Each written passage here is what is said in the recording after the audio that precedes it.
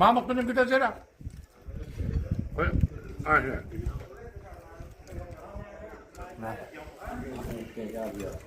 Ya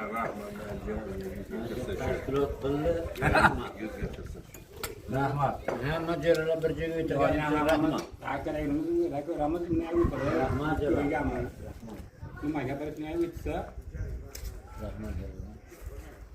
Kecha bunga aytishga bordim. Vaqtim yurgin dedim. O'ra Nurlar kelsa o'tla doktor. Keyin aytdilar. Bana bunu da öyle. Yok. Komada. O'shanga aytarlar. Buni o'tirsa, buni o'tirsa. Üşanım O'shanga atlar. aytarlar bizga kelganda mashina yo'q deydi. Birontasi yana o'tirolmaydi. Mana o'tirib chaqsa. Kim aytadi? Kim aytadi? Nurlar aka. Yine ot girer. Fermami? Ha, ko'rma. Ey! Fermani o'zlari sindoshlar qo'shilmaylar o'xshaydi. Ha? Kamoqdan so'rang.